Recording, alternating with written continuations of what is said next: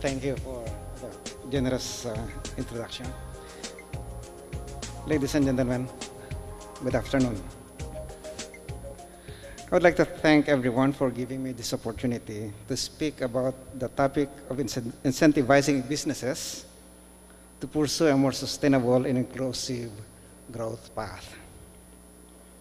As you may be aware, such topic is very relevant to the Philippine Competition Commission that I now lead. Let me start my presentation by emphasizing that the Philippine economy is in a higher growth trajectory, registering, as you have heard earlier this morning, a 6.2% growth average in 6 years, the highest record in about 40 years since the late 1970s. And despite the rather wobbly external environment, the Philippine economy is poised to grow at 6 to 7% in 2016. However, our continuing, albeit huge, challenge is sustaining the growth momentum in the medium to long term. An even bigger challenge is making our growth more inclusive so that poverty reduction will be faster and rising prosperity will be felt deeper across the social spectrum, as earlier pointed out by earlier speakers. We also need to to curb underemployment and improve the quality of jobs available to Filipinos. It is likewise necessary to tame the rapidly rising inequality which creates social instability, hinders human capital development, especially among the poor, and stifles innovation and productivity growth. One of the key components of the overall strategy to make economic growth more enduring and more inclusive is the Philippine Competition Act. Simply put, the Philippine Competition Act implements the national competition policy of the Philippines. It was enacted by Congress in July 2015 and became effective in August of that year. The Philippine Competition Act is considered a game-changing legislation meant to address the very restrictive economic policies and anti-competitive business practices that have been too costly to the Philippine economy and public welfare. As earlier shown, the Philippine economy had a comparatively poor performance over the last 4 decades. There had been an equal distribution of opportunities, perpetuating a condition of widespread poverty coexisting with growing affluence and prosperity in certain enclaves of Philippine society. Small and medium enterprises have found it extremely difficult to thrive and prosper in an economic environment where level playing field is more of an exception than the norm, hindering the growth of employment opportunities. Lastly, the Philippines was not a significant player in the economically prospering Asian region, which was worrisome in view of the ASEAN economic integration, where the role of the game across the region and the global economy has become compete or perish. The Philippine Competition Act seeks to deepen efficiency-enhancing competition or competitive practices so that growth becomes more enduring and more inclusive, thereby fostering public welfare both in the short and long run.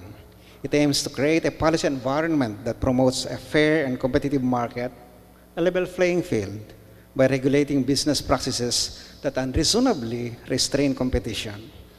Specifically, the law prohibits anti-competitive agreements, abuse of dominant position, and anti-competitive mergers and acquisitions. Anti-competitive agreements are agreements among competitors involved in the same states of production or distribution, or among businesses involved in different stages of production or distribution, not to compete with each other or to substantially reduce competition. Abuse of dominance is the act of one or more entities to abuse their dominant position by engaging in conduct that would substantially prevent, restrict, or lessen competition. Anti-competitive mergers, on the other hand, are mergers or acquisitions that are likely to substantially prevent, restrict, or lessen competition in the relevant market.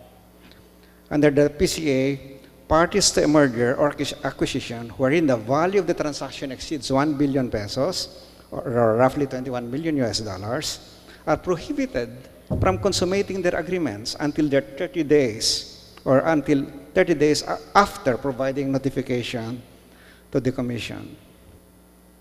I understand that some of the concepts I mentioned may appear novel to a person who is not familiar with competition law.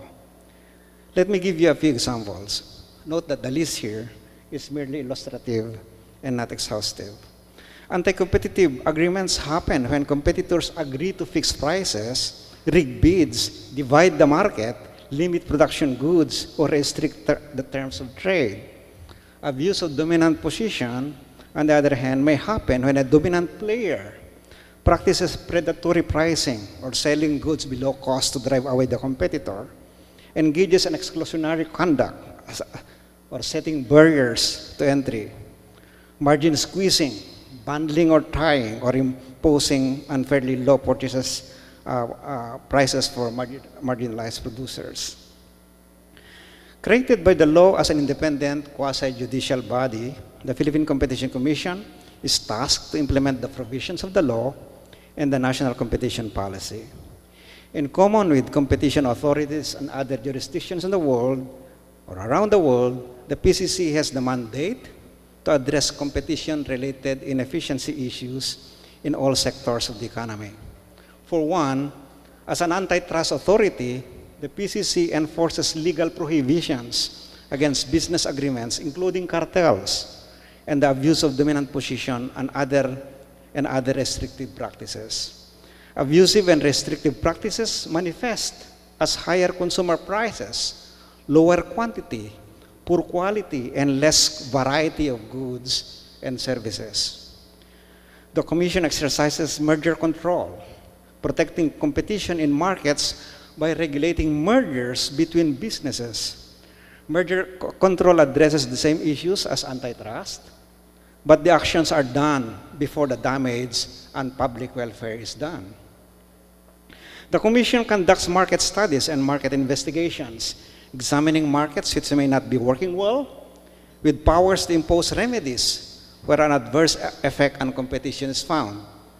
A market study can serve as a lead-in for enforcement of remedies or antitrust investigation should anti-competitive behavior be suspected, or as a reason to introduce reforms and competition advocacy should there be evidence that the market is not functioning well. The Commission is likewise a competition advocacy champion, promoting and encouraging competition-enhancing practices and challenging barriers to competition. I would like to emphasize that the PCC is not just looking at the private sector. Let me note that one of PCC's priorities is to look at anti-competitive measures erected unintentionally or not by certain government policies, regulatory practices, and administrative issuances.